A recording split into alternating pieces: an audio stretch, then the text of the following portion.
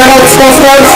Subscribe now, press the bell icon and never miss update from Andhra Express Road. Dhule शहराचे माजी महापौर प्रथम महापौर भगवान बापूजी करंकाळ यांनी पत्रकार परिषद घेतली।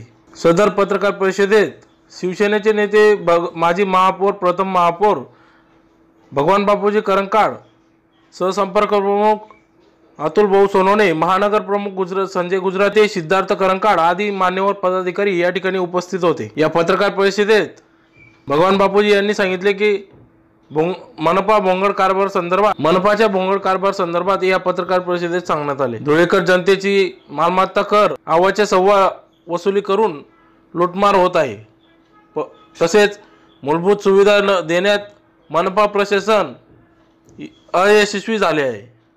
या मनपाच्या मालमत्ता कर जास्तीचा तसेच वीज मंडळाचा भोंगळ कारभार संदर्भात यावेळेस बोलताना भगवान बापूजी करंकाळ यांनी सांगितले, वीज मंडळ ही गरीब नागरिकांचे अव्वाच्या सव्वा बिल देऊन आर्थिक लूट करीत आहे। तसेच मीटर रीडिंग न पाहता अंदाजे जास्तीचे बिले देण्यात वीज मंडळ हे गरिबाची थट्टा करीत आहेत। अनेक प्रकारच्या समस्यांसंदर्भात आज पत्रकार परिषदेत भगवान बापूजी करंकाळ यांनी सांगितले, यापुढील येत्या काळात शिवसेनेचे अंतर्गत भव्य दिव्य असे मोर्चे काढून या मागण्यांसंदर्भात मनपा प्रशासनावर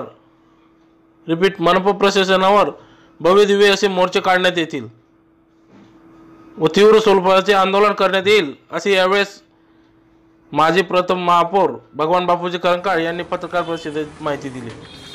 धुळे जिल्हा शिवसेनेच्या वतीने आपल्या सगळ्यांना नवीन वर्षाच्या हार्दिक शुभेच्छा देतो, मकर संक्रांतीचे शुभेच्छा देतो।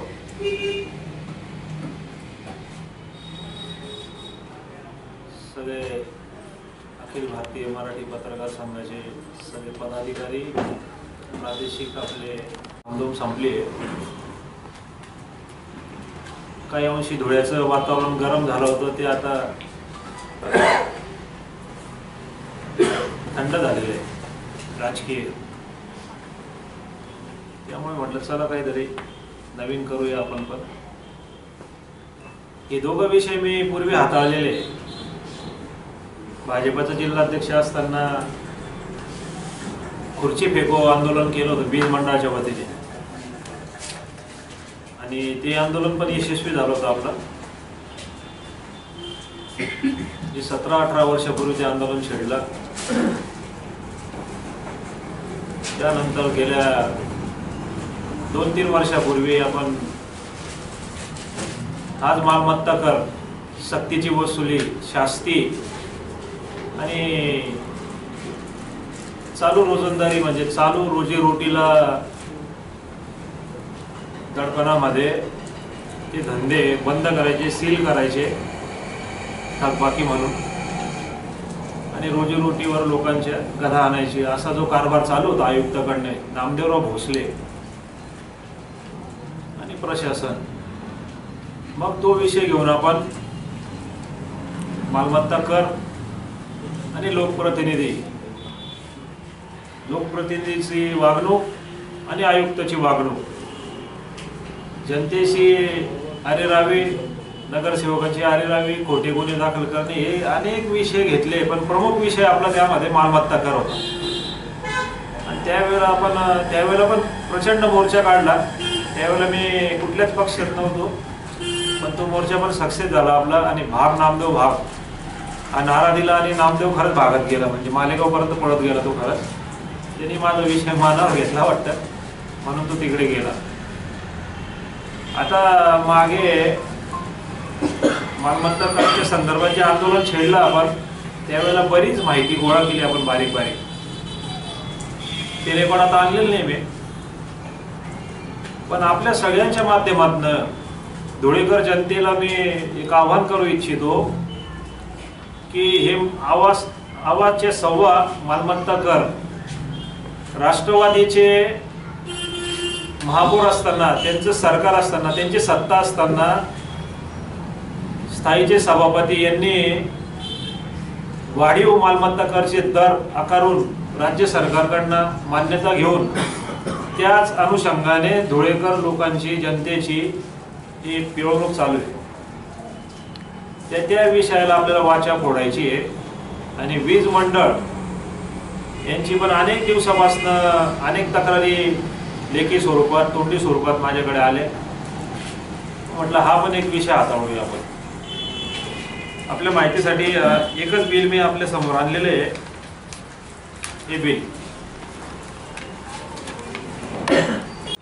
थोडं थांबलं पाहिजे, एखाद 2 चक्कर मारले पाहिजे, मीटरचं नक्की रिडिंग काय आहे ते घेतलं पाहिजे. फोटो घेऊन टाकता बरं, त्यांना एवढं कायद्याचं एवढं नॉलेज बी नाही आहे आणि तो फोटो अजून बिलवर देऊन देतात. ते बंद करायला आणि अंदाजे 150 युनिट फिरला असं सांगतात. 50 मीटर फिरले. आज मी चेक केला आपण तर 50 मीटर पर्यंत 50 युनिट पर्यंत ते फिरले ते मीटर. आणि ते अंदाजे काही आवाचे सव्वा. आता एक लेखी एक मुस्लिम महिला आमची माताजीच्या घरामध्ये छोटीशी झोपडी आहे आणि 2 ट्यूबलाईट, 1 बल्ब, एखाद 2 फॅन, तिला 30,000 रुपये देऊन दिले अंदाजे बिल त्यांनी. आणि बिल पण द्यायचं आवाचे सव्वा आणि 2 दिवसात सांगायचं पैसे भरा आणि 3ऱ्या दिवशी येऊन काही नोटीस न देता वीज कनेक्शन कट करायचे. अशा पद्धतीने जी त्यांची अशी वागणूक चालू आहे वीज मंडळाची, तर म्हटलं त्यांना पण थोडं वटणीवर आणण्यासाठी एक आंदोलन छेडू आपण. आपल्या सगळ्यांच्या माध्यमातून मी धुळेकर जनतेला विनंती करतो की धुळे जिल्हा मध्यवर्ती कार्यालय शिवसेनेचं झाशीच्या पुतळ्याच्या तिकडे प्रबोधकांत ठाकरे संकुल, व्यापारी संकुल, तिथे तक्रारी आपण द्याव्यात लेखी स्वरूपामध्ये आपले फोन नंबर सह. आणि भांग्यामारुती चौकामध्ये तिथं माझं निवासस्थान आहे, तिथे मी दिलं तरी चालेल. मालमत्ता कर आणि वीज मंडळाचे कुठल्याही तक्रारी असल्या तर. आता जे लोक भरतात ना वीज आणि जे लोक फुकट चोरीने वीज वापरतात, यांनी एक थेरी धरून घेतलेली आहे सरकारने. जे फुकट वापरतात त्यांचा भुर्दंड भरणाऱ्या लोकांना त्याच्यावर लागतात. ते एक तर पहिले जावाचे सवारे तिकडं फुकट चोरीने वापरतील, त्यांची हिंमत नाही. मी काल एका प्रकरणामध्ये तो सारडा का सावंतरा कोणी अधिकारी आहे आणि इथे पाटील आहे लालबागचा, त्यांना म्हटलं तुम्ही मंदिरांचे बी वीज कनेक्शन कट करता, विचारत नाही काय नाही. मंदिर आहे, व्यायामशाळा आहे, हा, तुमची हिंमत तिकडे कशी होत नाही? जिथे लोक चोरून वीज घेतात तिथे हिंमत होत नाही यांची की वीज चोरून. जे लोक भरतात म्हणजे चोराला अभय आणि संन्यासाला फाशी, अशा पद्धतीने गलथान कारभार राज्य सरकारचा चालू आहे. आणि त्याला हे सगळं वीज मंडळ इथले अधिकारी तशा पद्धतीने वागतायत.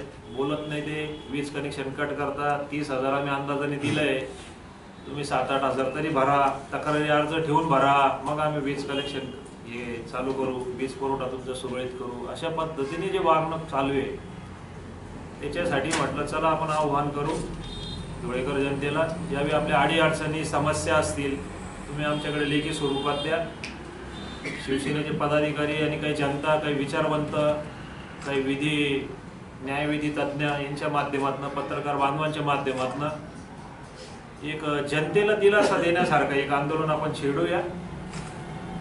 राज्य सरकारच्या जनतेच्या दरबारात आपल्याला यश आलं तर ठीक आहे, नाही तर मग आपण, माझ्याकडे एवढे पुरावे आता 2 खात्यांचे झालेले आहे की आपण एक जनहितार्थ याचिका मेहरबान उच्च न्यायालयामध्ये दाखल करण्याच्या मनस्थितीत मी आलेलो आहे. 1-2 महिने आणखी आपण राहिलेली माहिती आपण घेऊ, जनतेच्या तक्रारी घेऊ आणि पत्रकार बांधवांशी परत आपण हितगुज करू, संवाद करू. तुमचे विचार आम्ही घेऊ, तुमचे विचाराचे आम्ही स्वागत करू. काही न्यायविधी तज्ज्ञांशी चर्चा करू, काही विद्वान उद्योगपतींची काही समस्या MIDCच्या वीज मंडळाच्या संदर्भामध्ये त्यांच्याशी चर्चा करू आणि एक नवी दिशा या आंदोलनाला देऊन एक यशस्वी धुळेकर जनतेच्या पदरामध्ये काहीतरी दिलासा देण्यासाठी एक पाऊल उचलू, असं एक मानस आहे, माझा संकल्प आहे. त्यासाठी मी तुमच्याशी बोललेला इकडे आलेलो चर्चा करायला. धन्यवाद. शिवसेनेच्या वतीने एक जबाबदार कार्यकर्ता म्हणून मी धुळेकर जनतेला अत्यंत कळकळीचं आवाहन करतो, जे वीज मंडळाचा भोंगळ कारभार या धुळे शहरामध्ये चालू आहे, जिल्ह्यामध्ये सक्तीची वसुली, अंदाजे बिलं देणे, घर बंद असलं तरी अंदाज बिल देणे, तेवढं रीडिंग नसतं, बिल फिरलेलं नसतं, वापरलेलं नसतं वीज, अंदाजे बिलं द्यायचे, काही हवाच्या सव्वा वसुली करायची, बिल भरलं नाही का मग वीज कनेक्शन कट करायचे, एका झोपडीमध्ये 2 लाईट 1 पंखा अशा ठिकाणी पण 30-30 हजाराचे बिलं देतात, वरून अजून वीज कनेक्शन कट करतात, 5-7 हजार भरा मग वीज चालू करू, वीज पुरवठा सुरळीत करू, अशा पद्धतीने जे वीज मंडळाचं सक्तीची वसुली आणि भोंगळ कारभार चालू आहे हा विषय, आणि मालमत्ता कर अव्वाच्या सव्वा मालमत्ता कर वाढलेला धुळ्यामध्ये, आणि ज्या पद्धतीने त्यांची पण सक्तीची वसुली आणि सेवा सुविधा नाही, हे 2 विषय घेऊन मी धुळेकर जनतेच्या समोर आलेलो आहे. धुळेकर जनतेला मी कळकळीचं आवाहन करतो